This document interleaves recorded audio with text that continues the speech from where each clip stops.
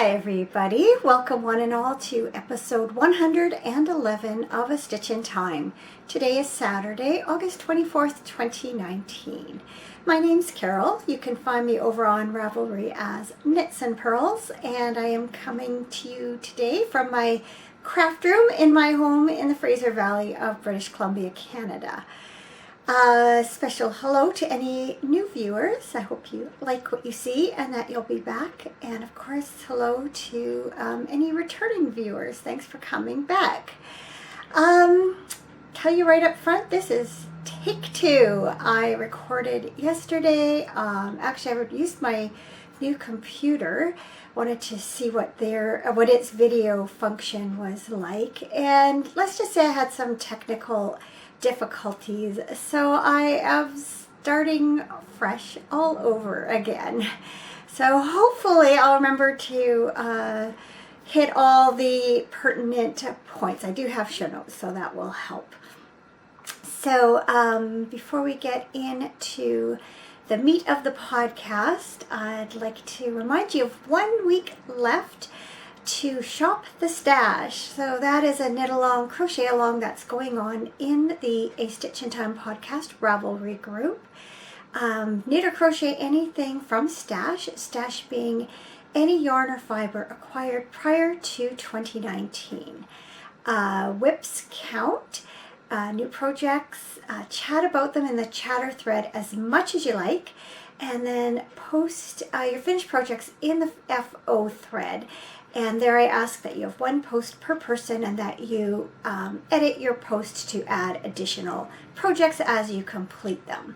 So that cal ends next Saturday, and I have 5 prizes in all. I will announce those during my first podcast in September. So to see the prizes and all the rules, go and check out the first post in the chatter thread. That should give you all the information that you need.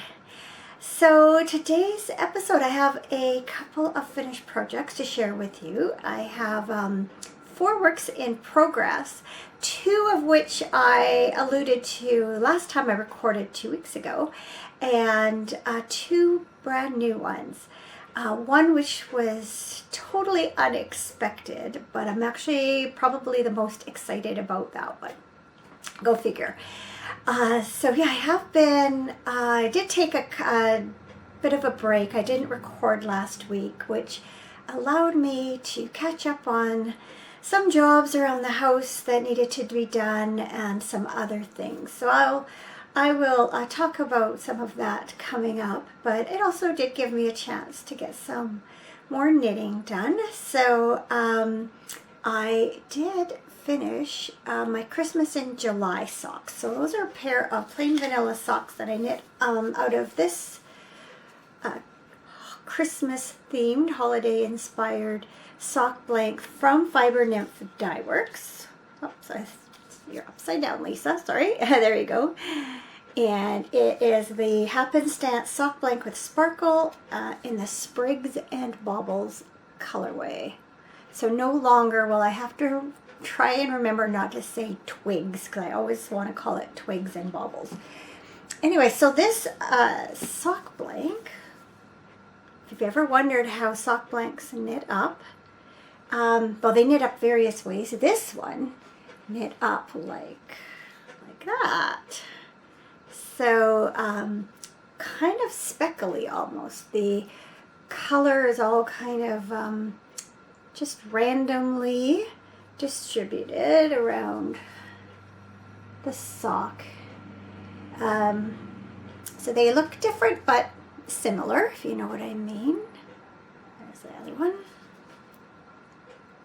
So these are a 64 stitch sock on a 2mm needle, and I did a yarn over short row heel, which is my usual, and what I always think of as a wedge toe, but a little research has told me this is actually a round toe. So what I do is when I get to the toe, I decrease every second round until I have half the original number of stitches on my needle, and then I decrease for 4 rounds. That gives me roughly half again. So that is the toe that fits my foot the best, which is why I keep coming back to it again and again. So anyway, yeah, one finished pair of socks. So I'm going to put these away until Christmas time. I have actually quite a few Christmas socks now. I never thought I would be, I don't know, a collector of Christmas socks. I used to watch different podcasts that people put a lot of effort into building up their Christmas sock collection. And I'm not sure when I started, but it is kind of a fun idea to wear those during December. So I'm quite enjoying having my own little collection now. And then the second project that I finished is the Floating Shawl by Helen Stewart. That is the second shawl in her 4th Shawl Society. And it is a 1-color shawl, but I decided to knit it as a 3-color shawl.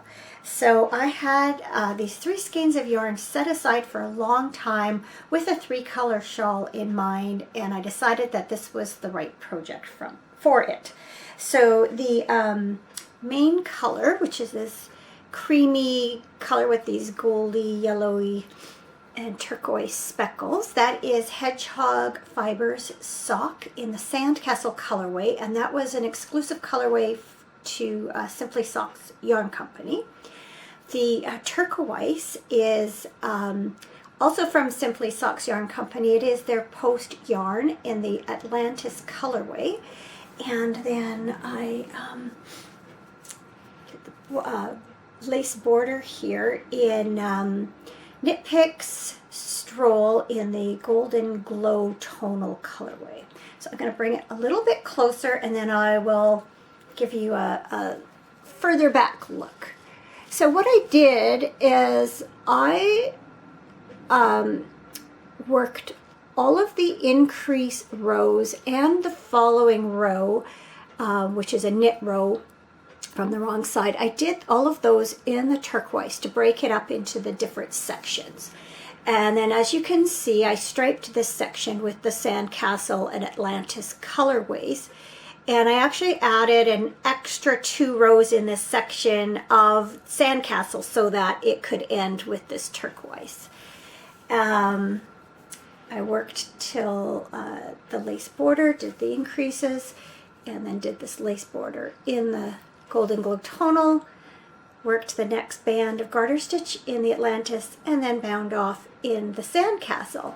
So I wasn't sure, because it wasn't written as a 3-color shawl, I really didn't know how all the yarn quantities were going to work out. So after I had done when I finished this section of Sandcastle, I had 10 grams of yarn left. So then after I knit a row and then did the picot bind off with this color. So after I knit that first row, I had 7 grams of yarn left. And I wasn't really sure if it was going to be enough to do the picot bind off. So as I was working along, I kind of marked it into halfway and a quarter way and kept weighing my yarn, and I knew it was going to be close. And as I was approaching the end, I was pretty sure I was going to run out.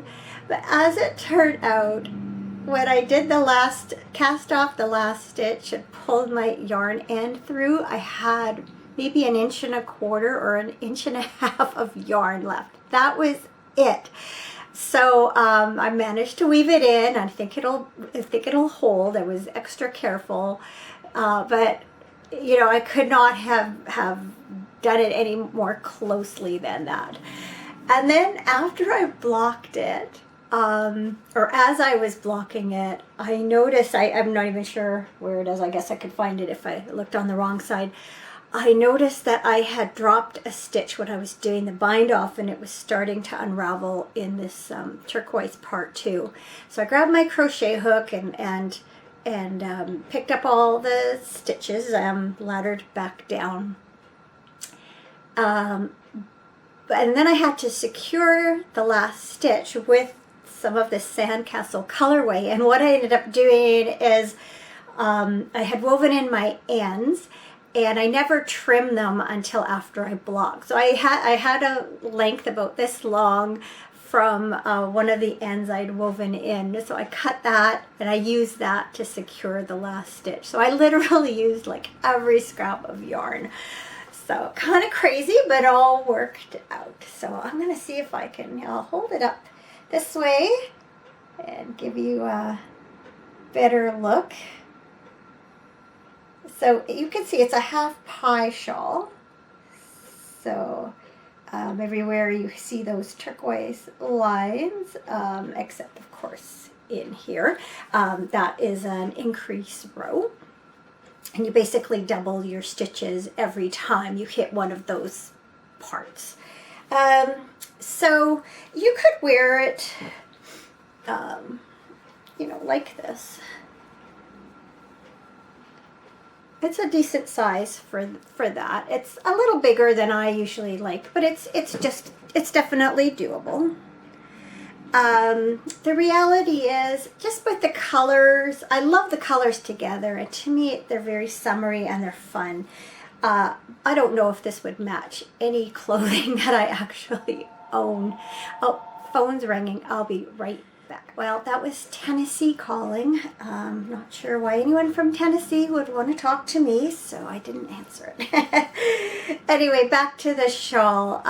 Yeah, I mean, it's bright colors, they're pretty, they're fun, but they're not really fashionable, if you know what I mean. So the chances of me actually wearing this like outside the house are slim, but I definitely can see myself wearing it like this, you know, on a, whoops, that's inside out. I'm not going to wear it inside out. Yeah, I'll wear it, you know, this fall, winter, on a cool day or cool evening. Just tuck it over my shoulders while I sit and knit or read or something. It's definitely a fun shawl. It'll bring a nice bright splash of summer color to a gray winter day. So I am really pleased with how this came out, and I'm happy to have finally found a use for those 3 skeins of yarn that to me just, you know, they just go together so perfectly. The yellow in the frame. Yeah, they're just made for each other as far as I'm concerned. So very, very happy with how that one turned out. So I'm just going to reach out of frame to drape it here. So, of course, as always, when I finish one pair of plain stockinette socks, I cast on another because I always like to have one on the go. So I generally carry them around in my Stock Your Sock drawer bag from Tolt Yarn in Cornish, Washington. I picked this up a few years ago when we were down there.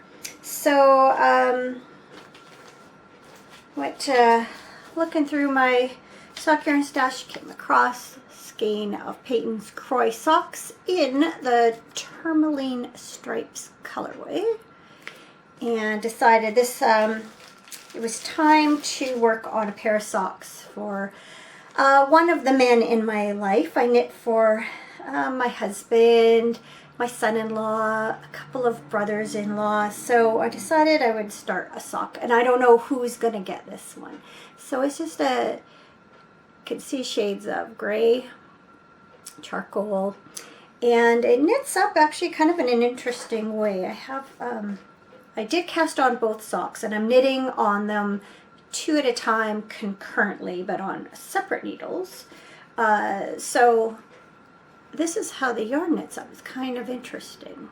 So starting again with the light, so that will knit another section like that. I was looking on Ravelry to see how it knit up. So I've got that far on this one, and I just have the first section of light striping done on this one, so I will work on this one now and do that dark section, and then I'll work back and forth between them.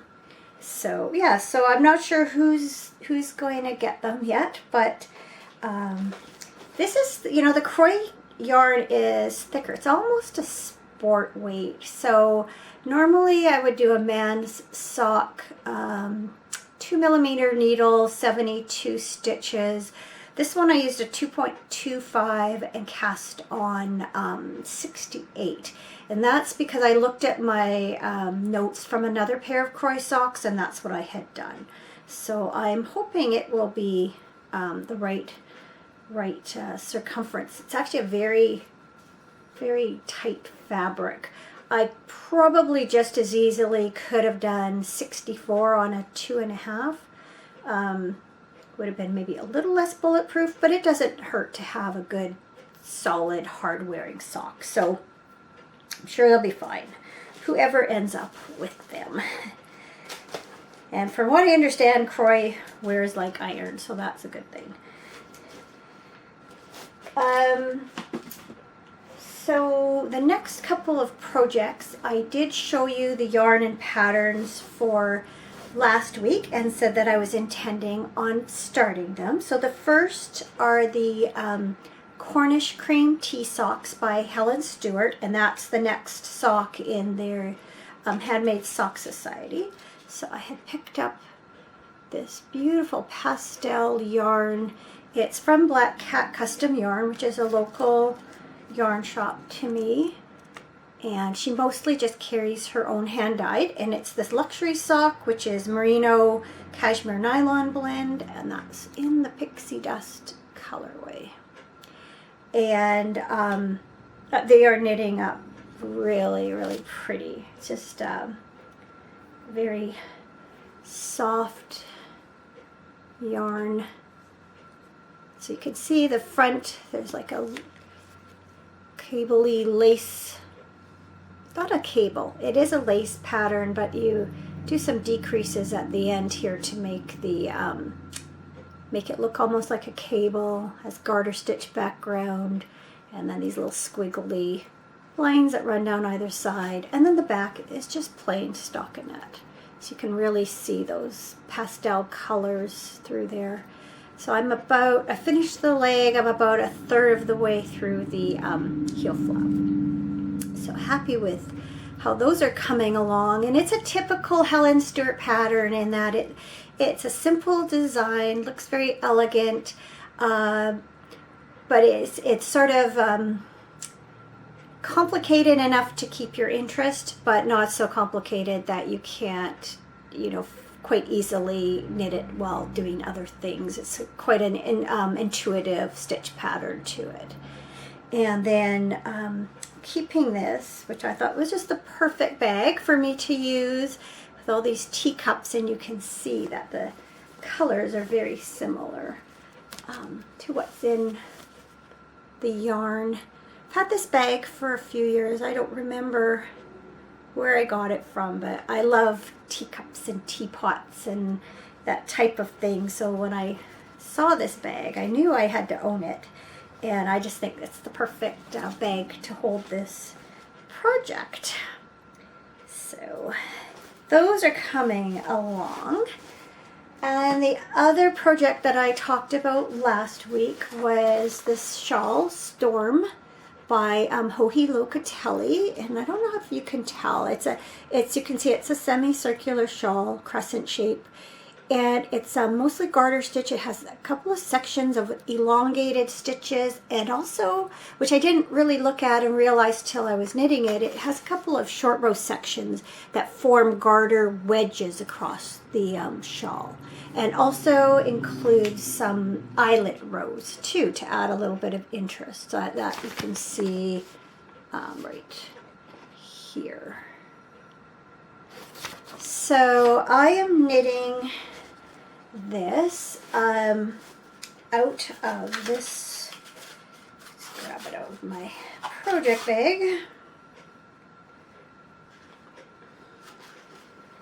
I'm knitting it out of this skein of Fleece Artist Merino Slim, and they did a National Parks collection a couple of years ago to celebrate Canada's 150th anniversary of our Confederation. And so basically they did a skein for every province. So this is the one for Alberta, and it's called Banff Alberta for Banff National Park. So I don't know if you can, it's very tiny, but Banff AB, and AB is the abbreviation for Alberta, like on your, you know, if you're addressing a letter. So you can see there's like a turquoise blue, kind of a forest green, black, gray, and then also this brighter green comes up, so almost a jade. And definitely the turquoise and the jadey green are very, very reminiscent of the glacier-fed lakes and rivers that run through through Banff National Park. And there are actually 4 parks that are all together, Banff and Jasper, which I'm sure most of you have heard about. They're in the Canadian Rockies. And then Yoho and Kootenay National Park border them also. And they have, you know, similar types of scenery and stuff. So if you ever have a chance to go visit there, it's just stunningly beautiful scenery. I've been several times, including on my honeymoon, and will happily go back again. It's just a beautiful, beautiful part of Canada. So enough about the yarn. Let's show you the knitting. I'm keeping it here in my Canada bag. I thought that was very, very fitting, and this is a good size for a 1 skein shawl, which is what this is.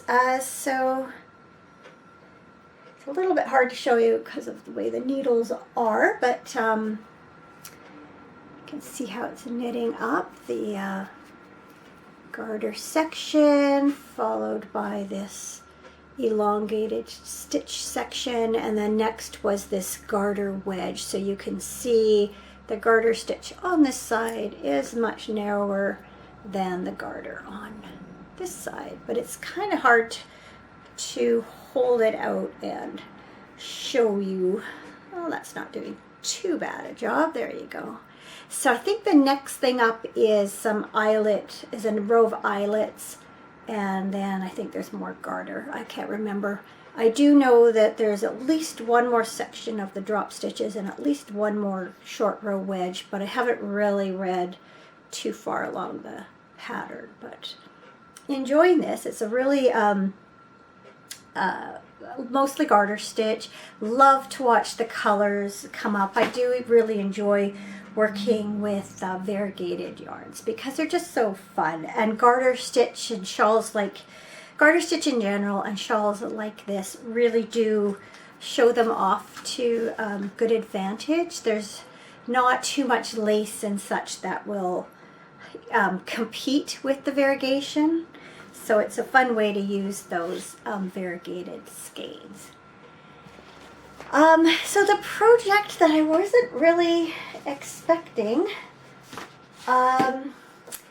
arrived in my inbox. I was going to say on my doorstep, but in my inbox is more accurate, Thursday.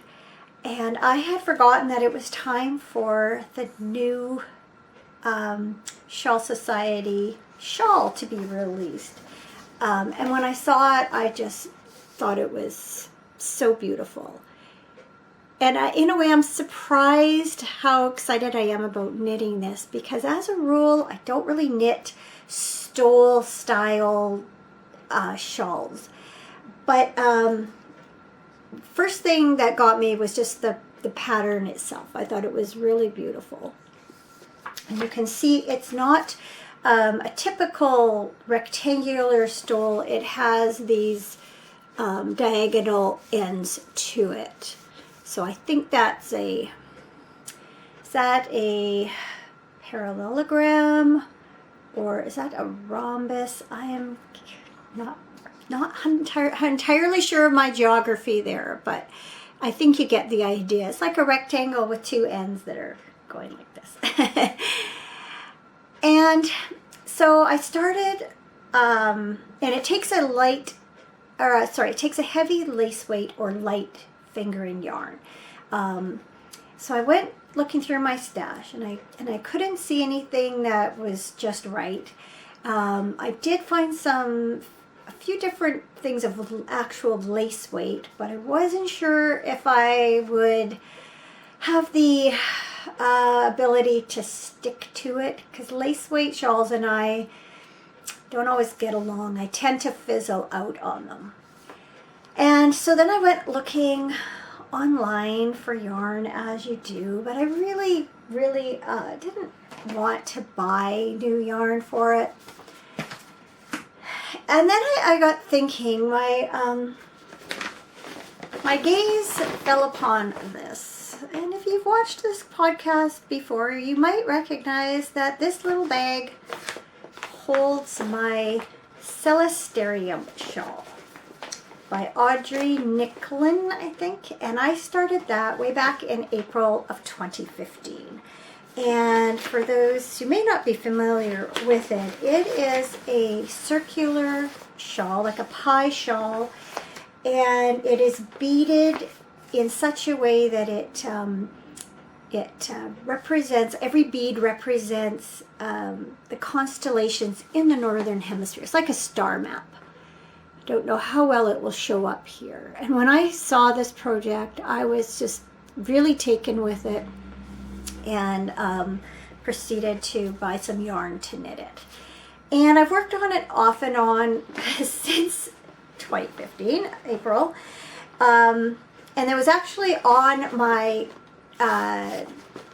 to-do list this year to finish it. So I had picked it up earlier this year, and unfortunately I discovered that some kind of critter had gotten to it and made a couple of holes. So one of them I was able to fix quite easily and quite invisibly.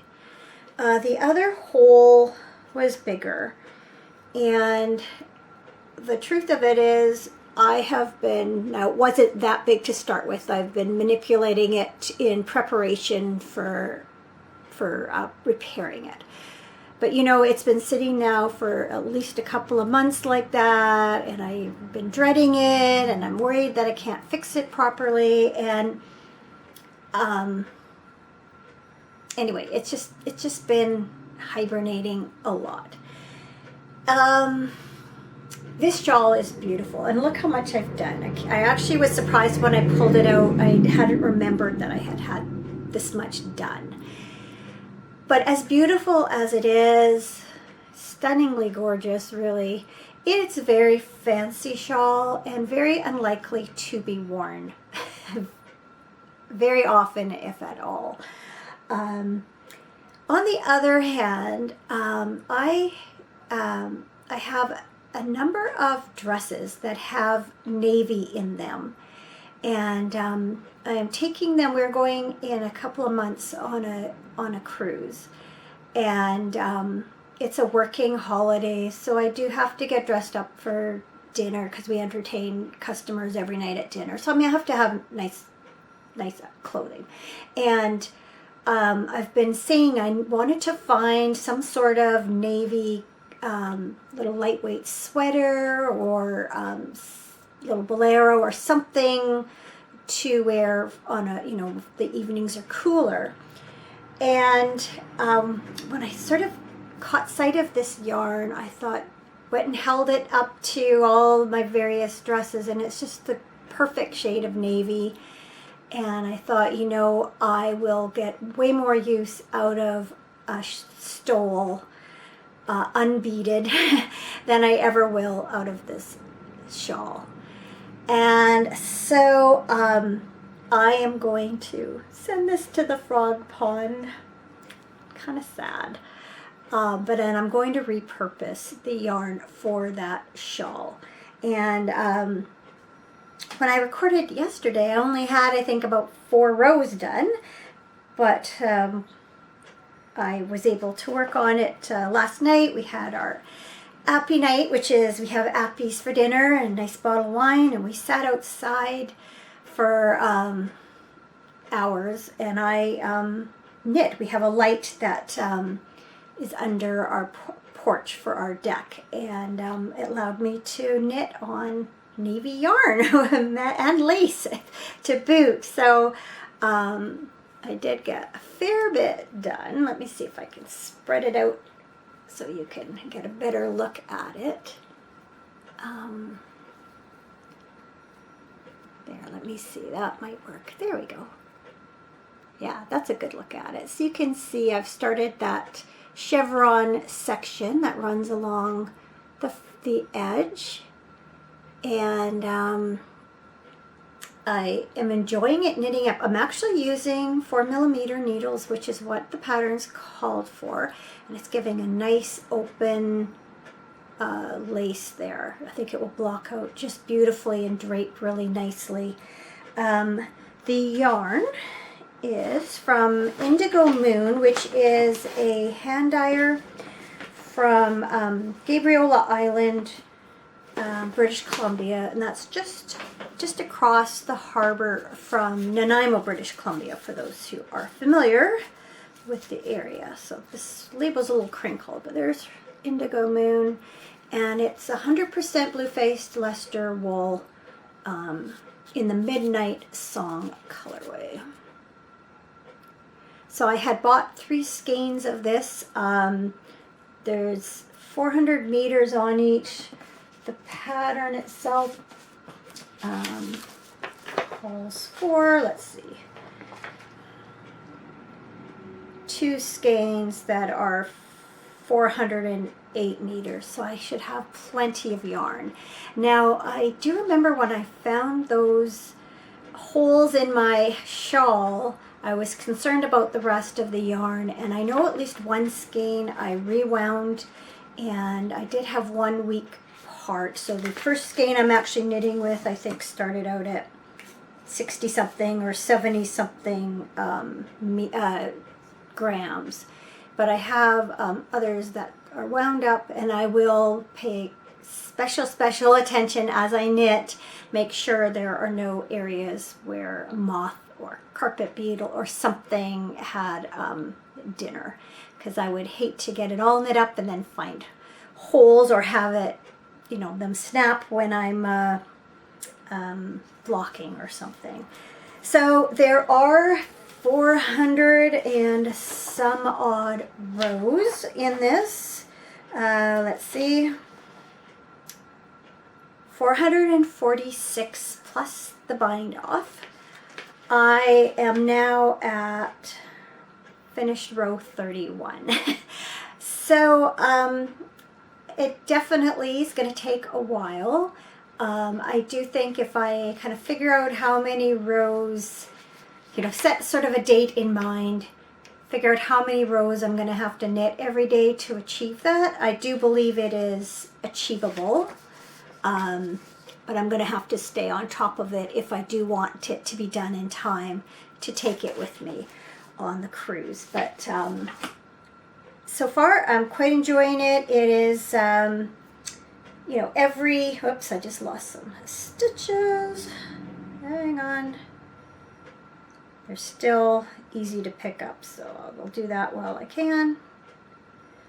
Yeah, every wrong side row is just a purl row, so that helps.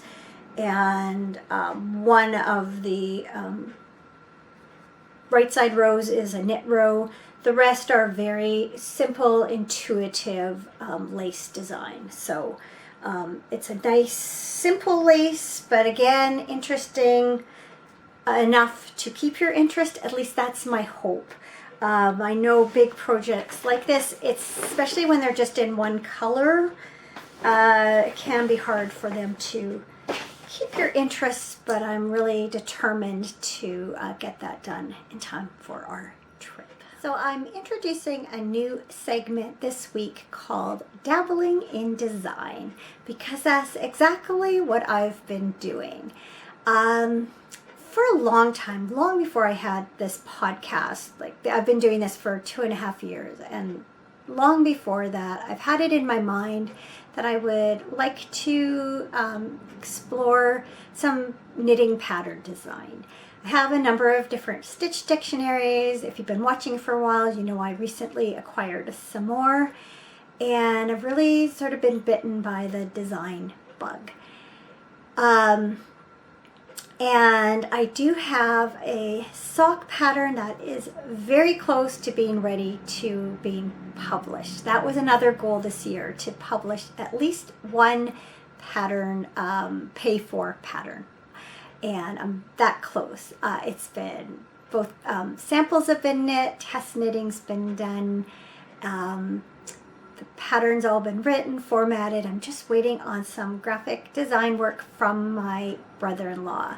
And so I expect that I will be able to show you those socks and launch the pattern either next week or the week after. I still have to figure out, it's been a while since I've put up, I have a couple of free patterns on Ravelry. I have to refresh my memory on how to load a pattern on there, and I want to put it up on Etsy also for those who aren't on Ravelry. And yeah, I've just got to work out all those little bits and pieces, but getting very excited. It's also a little scary, but I've decided that I'll keep those secret until I'm ready to introduce them. But I've been watching a number of podcasts lately, as I do, and realize there are a lot of designers who do talk about and show their pattern design as it's going along. And I thought it might be an interesting addition to the podcast, so you can see what I'm working on, and yeah, get a sense of my process and such. I know I find it interesting. Hopefully you do too. So with that in mind, I want to show you a couple of things this week. So one is I came across a stitch pattern called Four Sisters. And I have four sisters, and I had this idea that I would design a collection with 4 different items, one inspired by each sister. So I think it was about a week or 2 ago, I finally sat down and swatched up the stitch pattern. And I have to say, you know, I am not a lover of swatching when it comes to, you know, wanting to make something. Let's say I wanted a sweater and I have to do a swatch first to make sure I've got the right gauge. Those kinds of swatches I really don't enjoy because I just want to get to the fun part. But when you're swatching for design, that is the fun part. I really enjoy sitting down with different yarns, different stitch patterns, trying to figure out what type of design I might put it into, and what I might do with the stitches. I've had a lot of fun playing, because that's how it feels like. I have had a lot of fun playing with different stitch patterns. So anyway, I sat down and I knit up a little swatch of this Four Sisters stitch pattern. You can see it's a lace pattern. Let's see if I put my fingers in there, maybe that will show it off a little bit more. It's got almost like a little diamonds going up the middle, and then these little lacy arms that come off it. And this is how it looks when you begin here and knit up. So if you were to put it on, say, a hat, it would look like this. If you wanted to use it on a top-down sock, your design is going to look like this. That's the other interesting thing, is seeing how stitch patterns look from different directions. And then you, of course, could always use it sideways on something. That's as I pulled this out of the bag just before I was going to show it to you, one of the needles came out of the side. I thought, okay, no big deal. I'm actually going to kind of photograph this and then I'm going to take it out anyway. That was just the other side of the circular needle pulling out and falling on the floor. So now I have no real choice. Anyway, you could use this sideways in some way also, you know, do some kind of knitting down here, pick it up from here. And then I got to thinking, so I do have an idea of how I'm going to use this pattern here. And then this particular pattern, it's lace every row. And I thought, well, I wondered what would it look like if it had a rest row in between. So if you were knitting it flat, it would be a purl back row. If you're knitting in the round, it would just be a plain knit row. And this is what happened. So I found that super interesting. These are the same, there's 2 repeats on each one. That's what happens. So it's the same stitches, it's just this one has an additional plain row in between. So I thought that was really neat too. I can definitely see how you might incorporate that into something. And then that shows the same stitch upside down.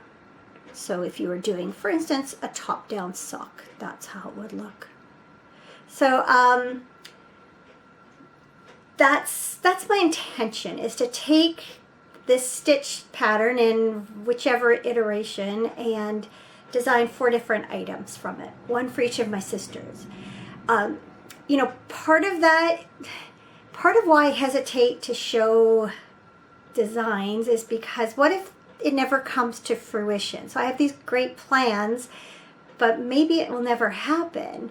So I think on one hand, maybe by saying it, it will make it so. It will motivate me to do it. But then I also think we all have projects that we put into our queue or that we actually begin and we change our mind and either don't knit them in the first place or halfway through decide not to knit them. So, you know what, maybe not everything I show you will ever become anything, but I still think the process is really kind of fun and interesting. So, oh, and speaking of things that you don't knit, I wanted to say, just going back to the Sillas Terraeum, I really would like to knit that again one day, and I think I will. I think I will find a different yarn, because as much as I like this yarn, I was expecting it, when I ordered it, I was expecting it to be a little bit more tonal than it is. It's quite a solid navy. And so I think if I were to do it in another yarn, I might find something with just a little bit more tonality, a little bit more variation in color, because I think that would look really interesting as you go round and round the shawl. Almost like the Milky Way, you know, it would be kind of that hazy variations in the swirls, and you know how the sky looks like that, right? I'm drinking some iced tea today, and actually I'm going to talk about this in a little while. So yeah, anyway, this week I'd had another stitch pattern that I was really drawn to, and I sat down this week to swatch with it, and I had it in mind to do a sock, and I was trying started out with different stitch counts, different yarns, different treatments for the cuff, and finally settled on something I liked. So and I began the final product, I think it was Tuesday afternoon or evening, and by Thursday morning I had basically a whole sock. That's how excited I was about this. So I'll talk a little bit, let me think, where do I want to start? Maybe I'll just start by showing it to you. So this is what I have done. Bring it in close so you can see the stitch pattern. You can see it's got some garter stitches and has some stockinette and kind of a wavy design. That might give you an idea from that way. And I had originally, well, I did it with a garter cuff, then I tried it with a ribbing, and then I went back to garter because I really thought it matched this design really well with the garter stitch in it. And the stitch pattern is called Bloomin Ginger, and it got me wondering, what does Bloomin Ginger look like? And so I went looking for images and discovered that ginger flowers can be various shades of red or pinky red. So one of the yarns I started with was like a pinky red, but then I came across this yarn in my stash, and I thought, oh, this would be really fun to kind of go with the blossomy color, the ginger color, the green of the plant, and all in one. So this is actually a sock blank, and it's from Ocean Wind Knits. She has her sushi socks, and they are 2 narrow sock blanks dyed in this gradation of colors. And I had knit a pair of socks from one of the sets once before, and I had this one sitting there. And so I actually, on a sock blank, you always have one end that's easier to unravel than the other. And it happened to be this end, but I wanted to start with this color. So I wound it off into a ball so that I could use the other end. And then I started knitting with it. And normally with sock blanks, the yarn, of course, where did I put that one? The yarn comes off really crinkly, right? It's like you're unwinding yarn that's been knit and been in that position for a long time. So it still has lots of spring, lots of crinkles. And when you knit it actually isn't too bad, depending on your tension. This has been blocked, and you can see the stockinette stitches are really straight. If you didn't know that was a sock blank, you wouldn't know. If you look at the ribbing, it's a little bit more uneven. And that's going from knit to purl, and your tension's a little bit different. So as I started knitting up the garter cuff on this sock, I decided that I just didn't like the way it was looking, and I was worried that both in the cuff and in the design itself that the yarn wouldn't block out as nicely as I would want. I would want the stitches to be more distinctive. So I actually did wind each of these into a skein on my Swift, tied them off and soaked them to relax the yarn. And so you can see, whoops, I just dropped one on the floor. So you can see it's much more relaxed. And I'm pleased that I did that, because I do think I got a much better, knit out of it. So this will be my next design once I get samples knit up and tested and pattern written and all those things that you have to do. My current challenge is, this is a 60 stitch sock. This is a 10 stitch stitch pattern, so that's simple. Go 6 times around the cuff, 3 times across the instep. The challenge is if I want to go up to a 70 stitch sock,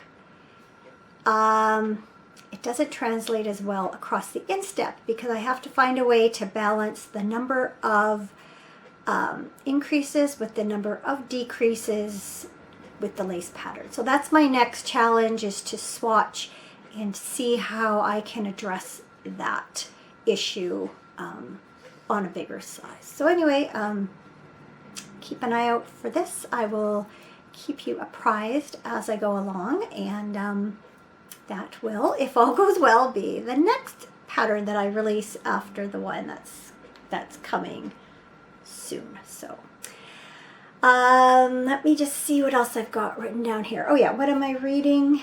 I think I mentioned last podcast that I had skipped over this book, The Mouse Trap and Other Plays, in favor of a novel, because I just wasn't in the mood for reading plays. So I did go back to it. I'm on the second play. The first one in here is 10 Little Indians, and then there were none. And that play I was quite familiar with, because when I was in high school, we put it on, and I was part of the doing the costumes for it, and so I saw it run through many times, and so that one's really familiar to me. The second one, the one I'm reading now, is Appointment with Death, and I read the novel not that long ago, so the story is still familiar to me, and I I know who the murderer is, at least in the novel. Reading the introduction in here, in some of the plays, Agatha Christie switched up endings and did different things, so I'm actually not sure how it will end. I can't say as reading plays is as enjoyable as reading a short story or a novel.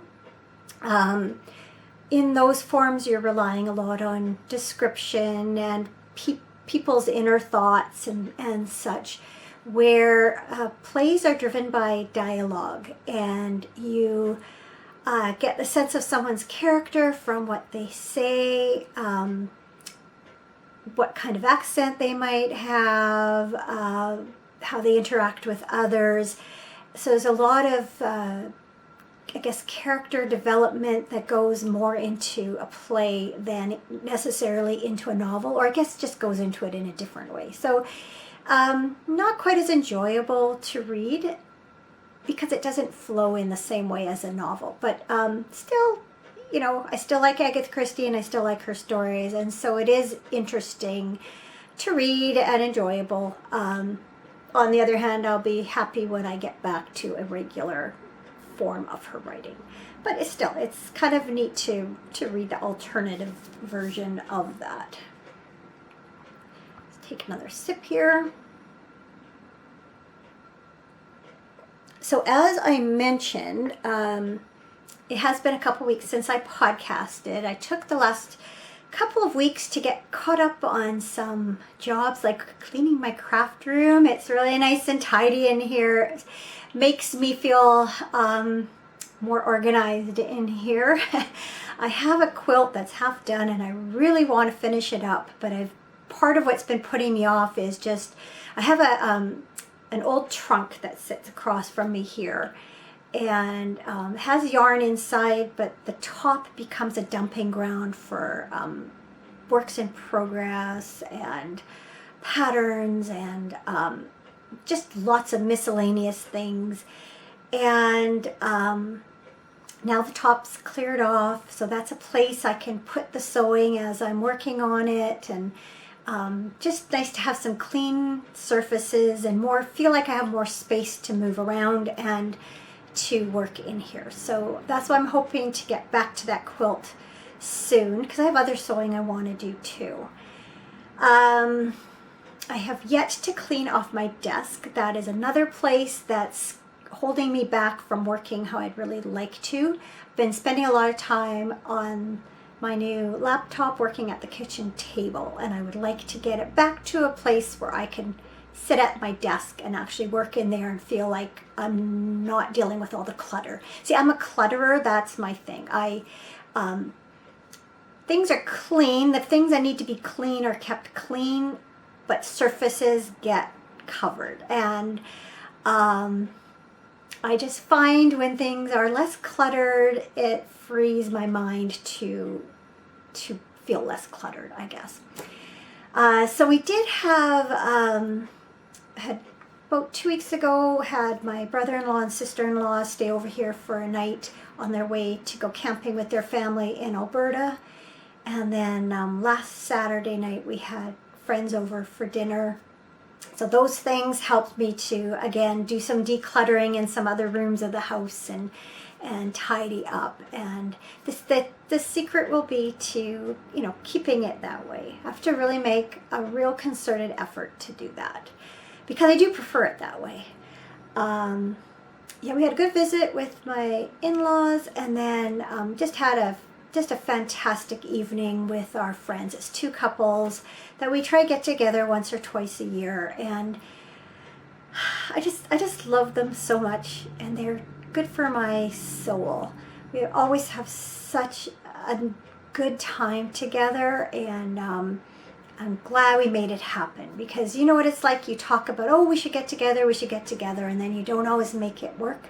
So I'm so happy that we did. And then we'll get together again probably before Christmas. We usually get together just before or after Christmas and go to a restaurant and have dinner. So that's sort of the next plan. And we're good about that. It's those months in between that tend to slip by.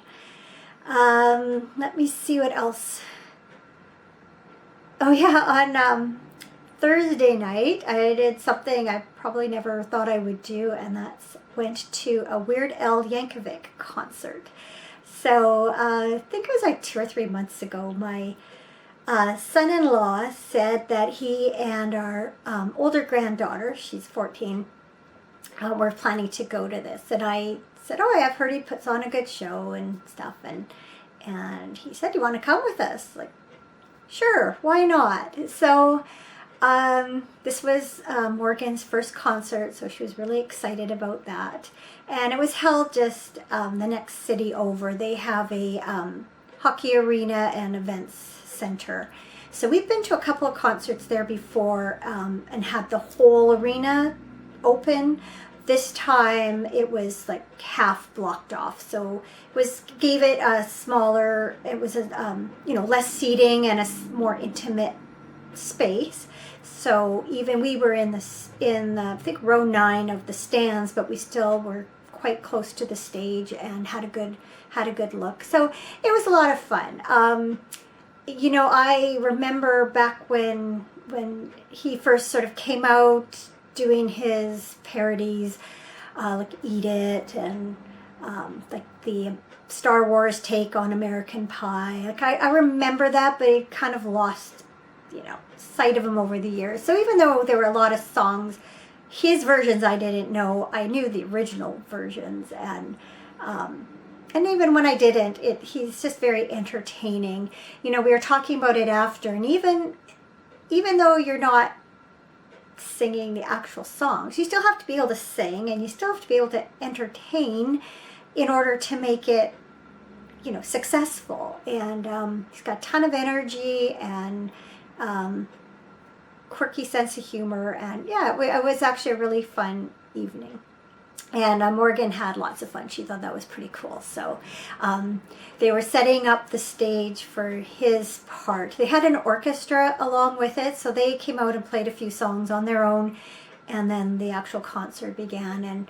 And smoke. They had a couple smoke machines on the side of the stage, and Morgan's like, "Oh, smoke! They have smoke!" And then at the very end, they blew confetti out into the audience. She thought that was pretty cool. So it was fun just watching her experience that for the first time. So yeah, it was a fun evening, definitely. Today, Cameron's out right now. It's Saturday, so he's off work, but he was in a charity golf tournament for work a couple of weeks ago and had bought some tickets for prizes and ended up winning a new driver. And so he's been just dying to get out golfing. So he's gone into the driving range this morning. Then he needs to go over to the mall, pick up a couple of things. So he's out of the house, so I took this opportunity to record. And then this evening we're having dinner with our son Matt and his girlfriend Stephanie. We're having dinner with Stephanie's parents and Matt and Stephanie. So this is the first time we've met. They've been trying to get us together to meet for a while now. We finally were able to nail down a date. So that's, I guess, kind of the next stage in their relationship, and I guess in ours in a way too. So I wouldn't say I'm exactly nervous, but there's, it's a new thing for us. It's meeting potential in-laws. You never know. The way those guys are going, I think that's very likely. So that should be fine. And then when we're done there, go a little bit further down the road to my sister and brother-in-law's place. My brother-in-law just retired from teaching in June, and so this is the first September he doesn't have to go back to work. So he's had a couple little retirement dues with colleagues and stuff, but they wanted to do something just with family, so that's what's happening tonight. So we'll get there late because we'll have already had dinner, but we'll be there, for a little while, be able to congratulate him and celebrate a little bit. And then tomorrow we're going golfing.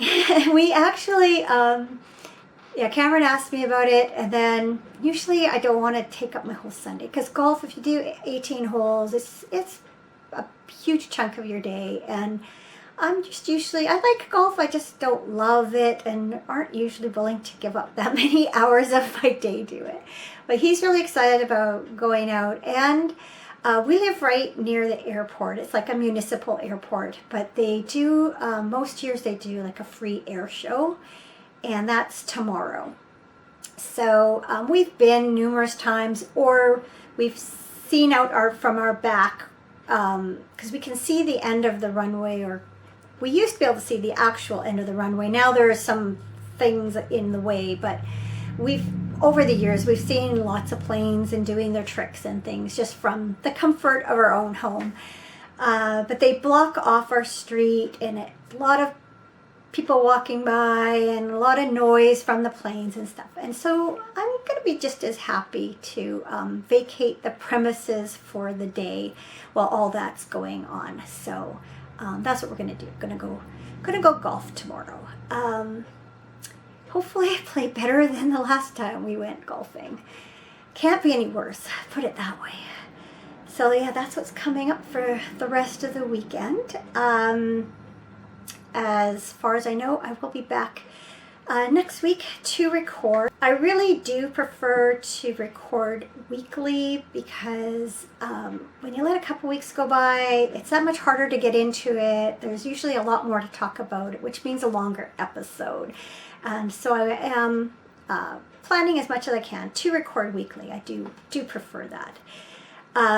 Although it was really good to sort of have that break and concentrate on getting some things done. Another thing that I really worked on was getting my pattern final draft written and things like that. So it was definitely valuable, time well spent.